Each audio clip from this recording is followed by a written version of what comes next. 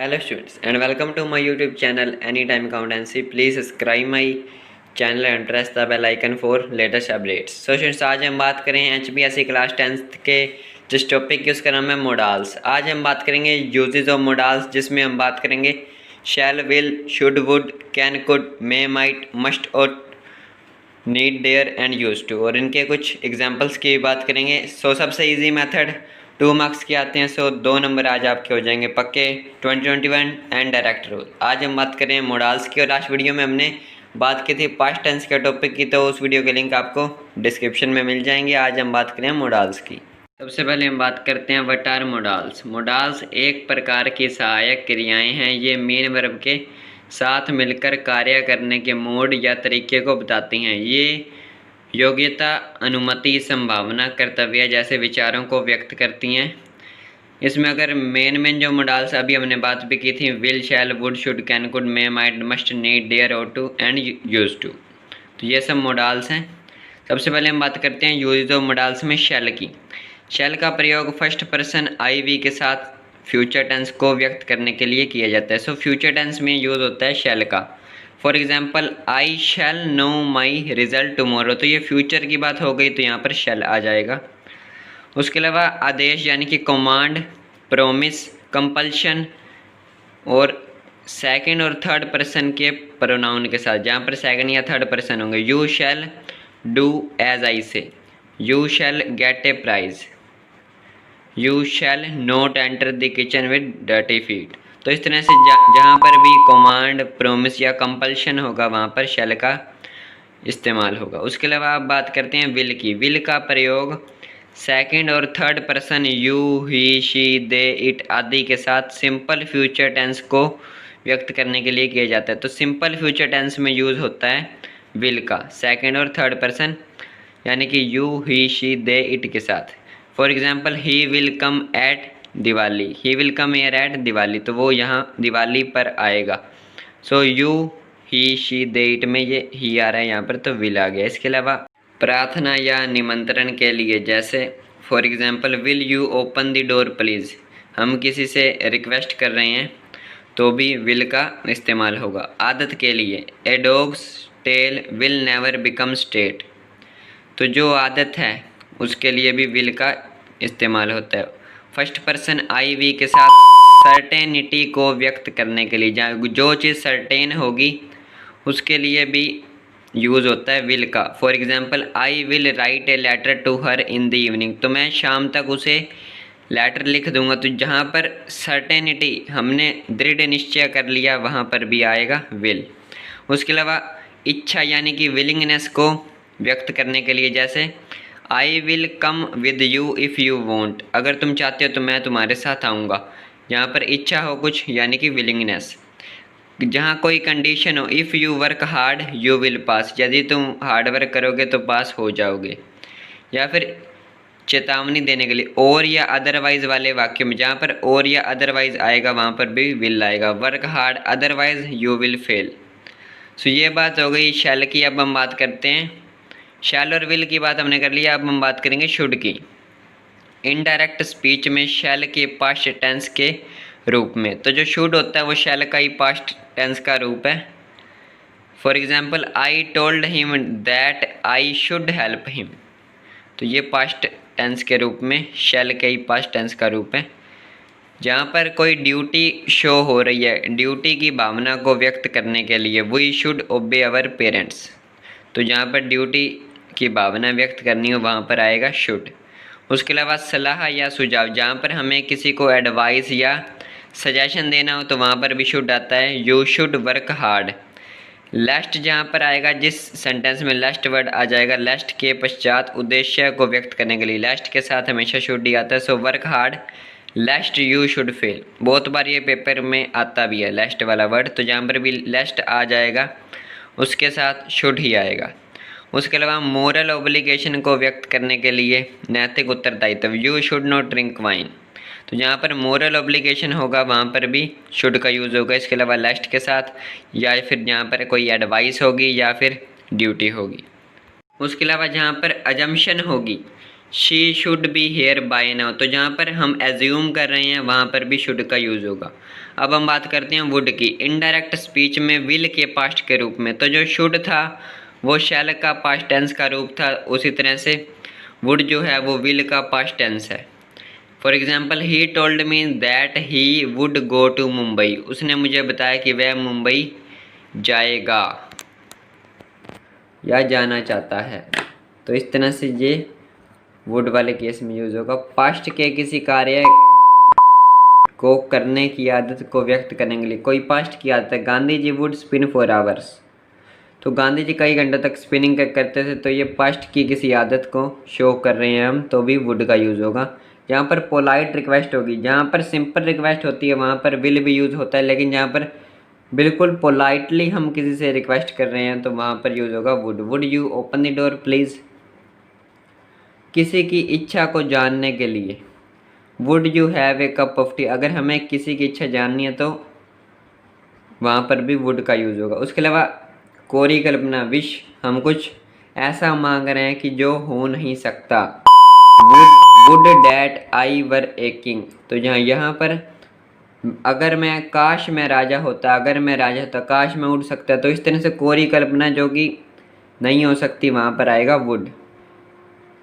उसके अलावा असंभावित परिस्थिति, इम्प्रोबेबल कंडीशन को व्यक्त करने के लिए, if a thief come here he would find only books, जो चीज़ नहीं हो सकती, जो कि असंभव है, उस परिस्थिति को व्यक्त करने के लिए वुड का यूज़ होता है। उसके अलावा प्रेफरेंस को बताने के लिए, I would like to have coffee over tea, यानी कि हम एक चीज़ को अधिकता दे रहे हैं दूसरी चीज़ पर।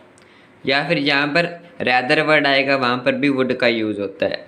सो ये बात हो गई है शैल, विल, शुड और वुड की। अब हम बात करते हैं कैन की। कैन का यूज़ हो सकता है जहाँ पर एबिलिटी को शो करना हो, आई कैन सोल्व दिस सम, या फिर I can solve this problem, I can solve this question, I can lift this table, I can lift this box. तो इस तरह से जहाँ पर एबिलिटी को शो करना है तो वहाँ पर भी कैन का यूज़ होगा। या फिर किसी से हमें परमिशन मांगनी है, you can see A film if you like, तो जहाँ पर भी हमें किसी से परमिशन मांगनी है वहाँ पर भी कैन आता है।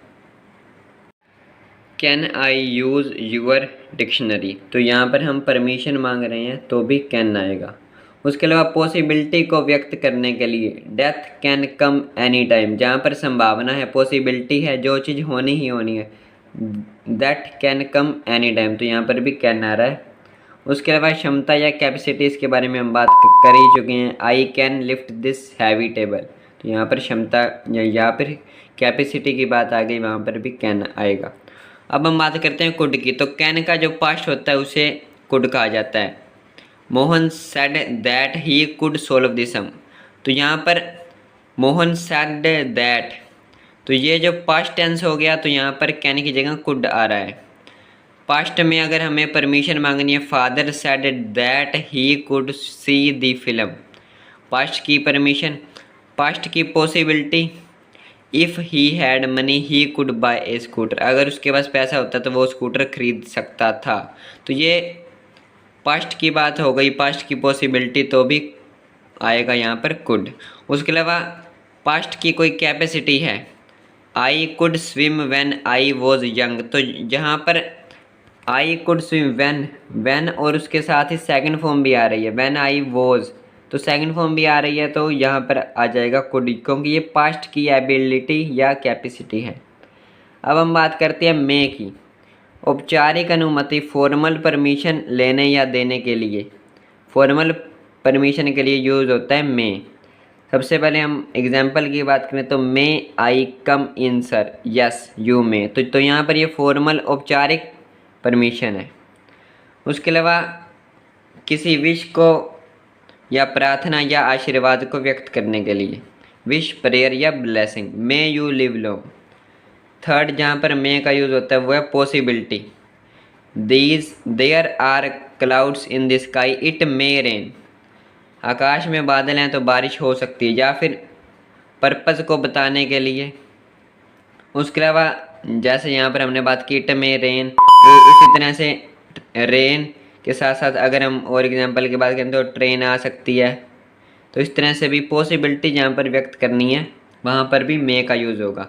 उसके अलावा उद्देश्य को बताने के लिए सो डैट से पहले, तो अगर सो दैट से पहले फर्स्ट फॉर्म लगी हुई है और हमें पर्पज़ को शो करना है तो भी मे का यूज़ होगा। We eat so that we may alive, तो सो दैट से पहले यहाँ पर फर्स्ट फॉर्म आ रही है जो कि है ईट, तो यहाँ पर आ जाएगा मे। तो मे का जो इस्तेमाल होता है वो पी के लिए होता है, pray, possibility, permission, purpose.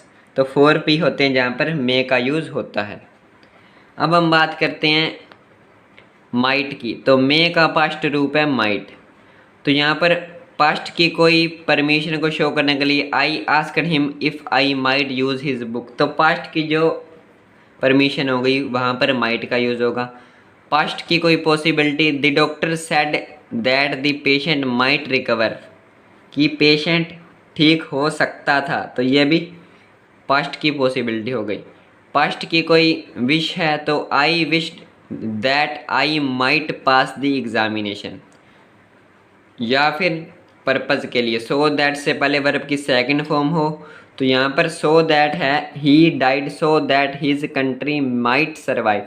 So that से पहले सेकंड फॉर्म है तो माइट आएगा, और अगर फर्स्ट फॉर्म है सो दैट से पहले फर्स्ट फॉर्म है तो मे आएगा, क्योंकि माइट मे का ही पास्ट रूप है। अब हम बात करते हैं मस्ट की। मस्ट का मीनिंग अनिवार्य है। तो शुड और मस्ट में काफ़ी डिफरेंस है। शुड होता है कि हमारे पास पावर होता है कि हम वो काम करें या ना करें, कोई ड्यूटी है, लेकिन मस्ट में हमें वो काम करना ही करना है, अनिवार्य है। सबसे पहले अगर हम बात करें dire necessity, you must take an umbrella as it is raining, तो बाहर बारिश हो रही है तो आपको अम्ब्रेला लेकर जाना चाहिए, तो ये मस्ट आएगा क्योंकि यहाँ पर हमें आवश्यकता है, क्योंकि बाहर अगर बारिश हो रही है तो हमें अम्ब्रेला लेकर जाना ही होगा। उसके अलावा कंपल्शन या ओब्लिगेशन, ए सर्वेंट मस्ट ओबे हिज मास्टर, तो एक नौकर को अपने मालिक का कहना मानना पड़ेगा, यानी कि अगर वो नहीं मानेगा तो मालिक उसका हटा देगा। तो जहाँ पर कार्य ना करने पर यानी कि काम ना करने पर सज़ा मिलने का प्रावधान हो तो वहाँ पर भी मस्ट ही आता है। उसके अलावा दृढ़ संकल्प डिटर्मिनेशन को व्यक्त करने के लिए I must finish this work by evening, तो शाम तक मैं ये कार्य कर लूँगा, तो डिटर्मिनेशन हो गया तो वहाँ पर भी मस्ट आएगा। ड्यूटी के लिए you must obey your parents, तो जहाँ पर ड्यूटी आ गई वहाँ पर भी मस्ट आएगा, लेकिन शुड में भी ड्यूटी ही आती है। लेकिन अगर इस तरह का सेंटेंस कोई आ जाए यू डैश ओबे यूर पेरेंट्स, तो यहाँ पर हम शुड भी लगा सकते हैं, मस्ट भी। मस्ट लगाएंगे तो ज़्यादा वैसे बेटर रहता है। लास्ट इज मनाही, प्रोहिबिशन को व्यक्त करने के लिए। For example we must not touch electricity, जहाँ पर मनाही है किसी काम को करने की तो वहाँ पर भी मस्ट आएगा।